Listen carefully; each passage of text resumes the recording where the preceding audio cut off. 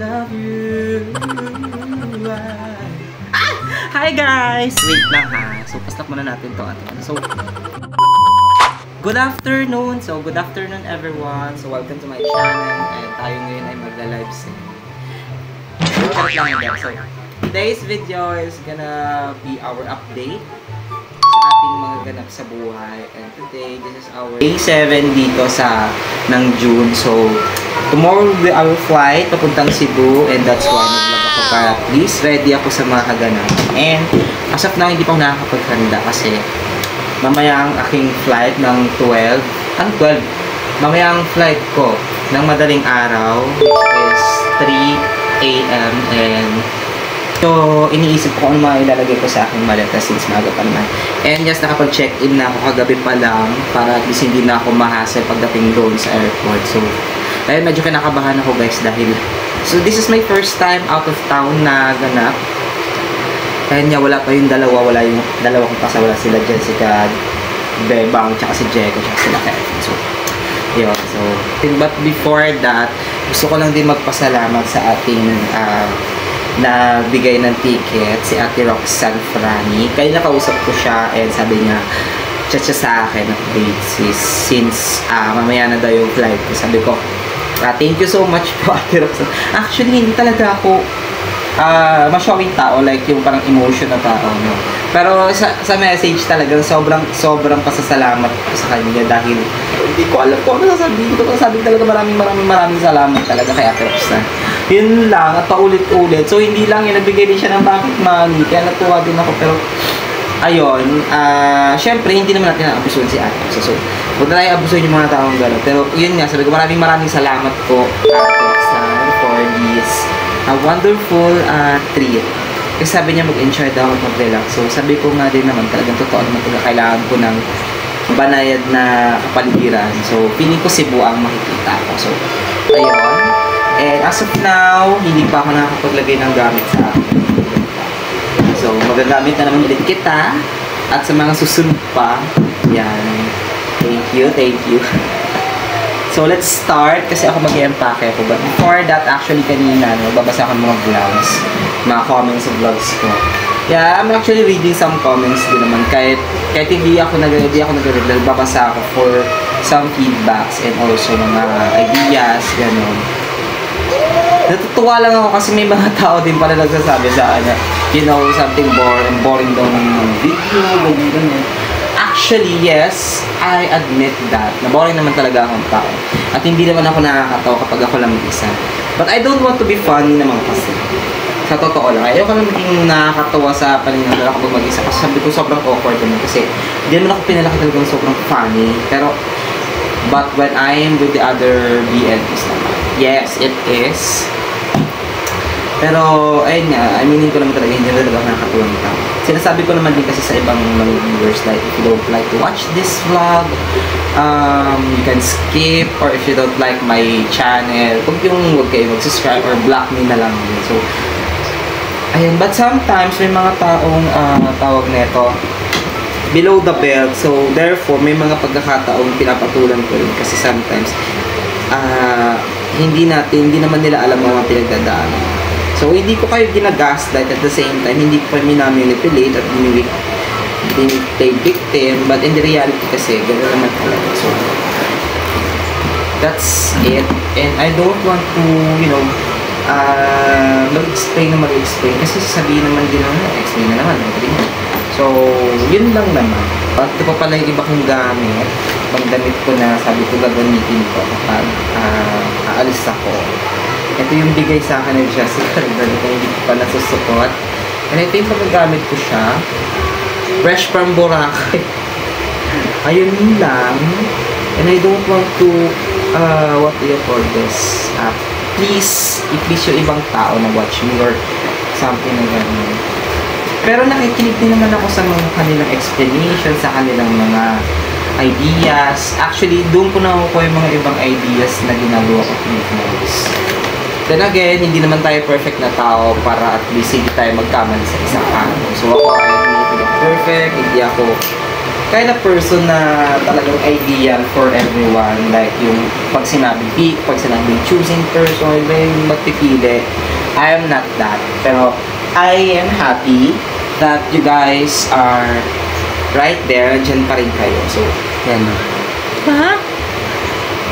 Bakit? Ayan siya. So, this is my little one. Ayan. Siya. I'm sorry, but hindi ko kayo makakasama ngayon. So, alis mo na ang inyong mommy. Nilabas ko na yung ibang mga damit galing sa lagayan ng damit ko. And may mga damit ako kinuha from the empty house. Yung mga old clothes ko na hindi ko nagamit. At totally, ito yung mga pang-araw-araw ko na damit. So, nandito sila sa part niya. Nandito sa aming long chair. Long chair! So, before pala tayo mag-start, diba? Because let's start.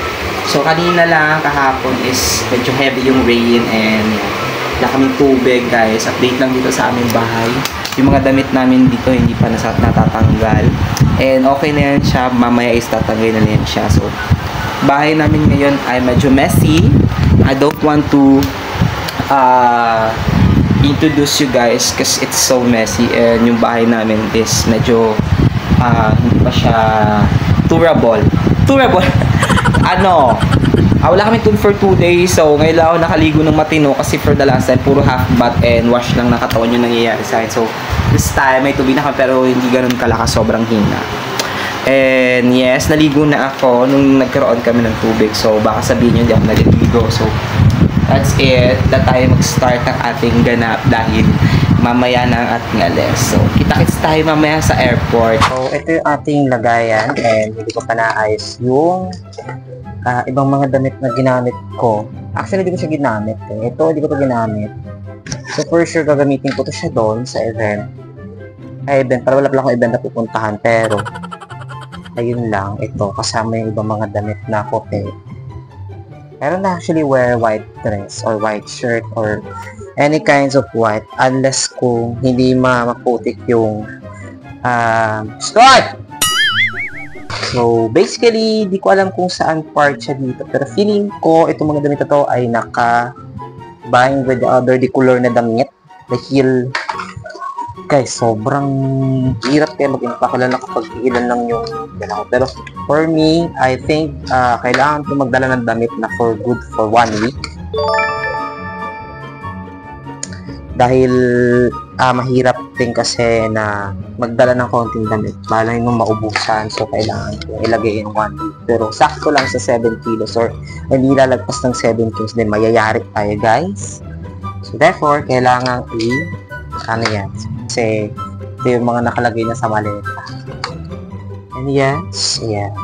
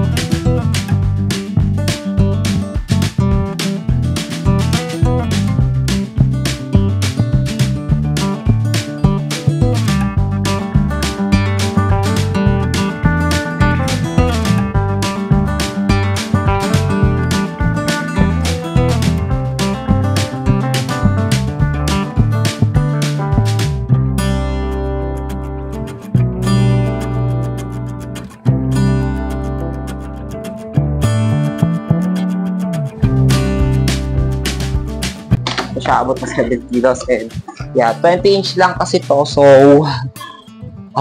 medyo nakakapagod pala yung muko. And ayun, ano pa ba?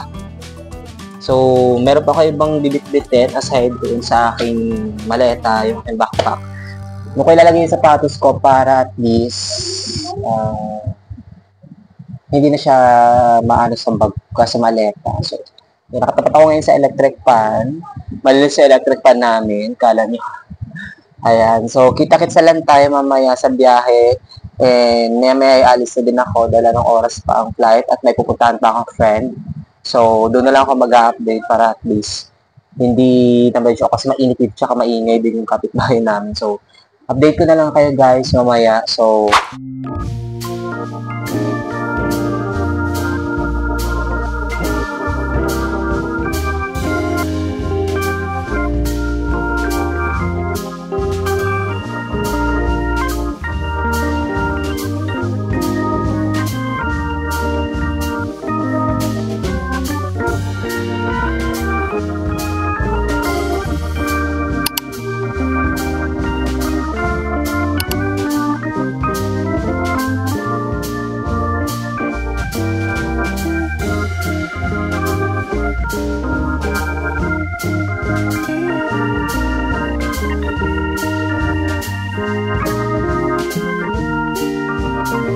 at wait lang guys.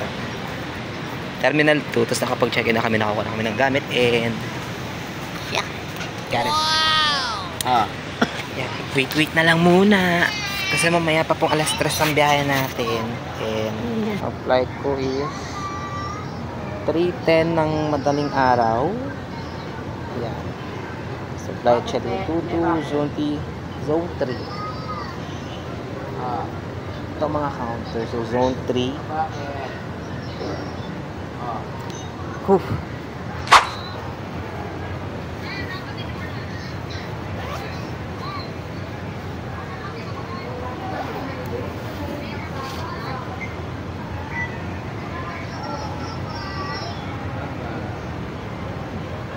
Pwede ba check? Hindi may natatak na yung passport natin.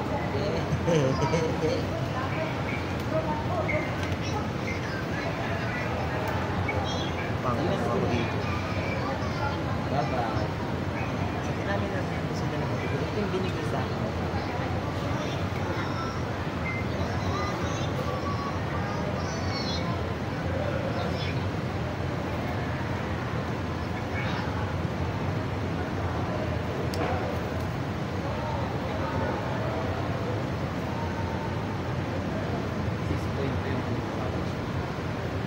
Na kami ngayon dito kasi mamaya pa ang ating flight. Yan. Wow! Ganda, nakasalami. Ano po? May astigmatism daw siya guys. Pero lumilino kapag may. Hindi, meron talaga. Wala po nga siya. Pag sinat ko siya. Lumilinaw. Inshallah. Check tayo ng oras. Video sponsor lang po.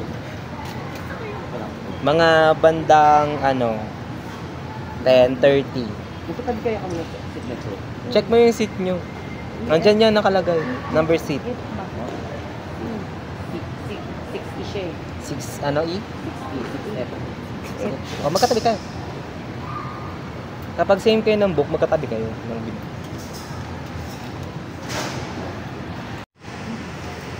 Nilagay ko na dito.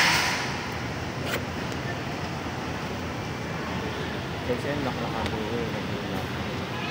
dahil sa scanner. lahat dadaan yan. So ilalagyan muna namin itong mga gamit namin dahil kailangan kasi papasok na may rice.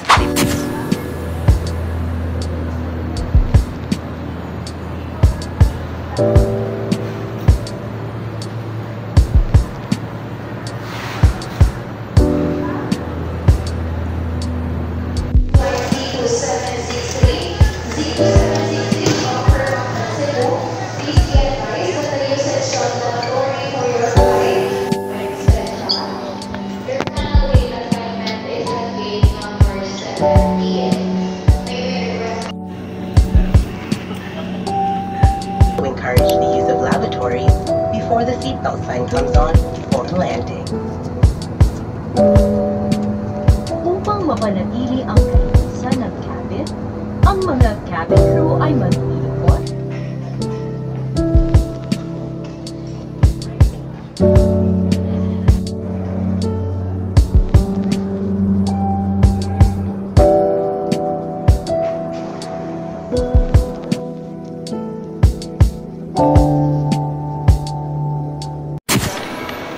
We're here at Dimactan, Cebu. Hindi kami, kaso nga lang delay po yung flight namin, guys. And buntag na jud day. Buntag na jud. Yabta na tag buntag dire. Nya. Asa man tamad to dire? Mangita tagsak. Mangita tagsak kayan dire nya mag-book man sa Meo Grab kay wa man di ay ka nang magulat sa amo dire. So, yeah. Welcome to Cebu.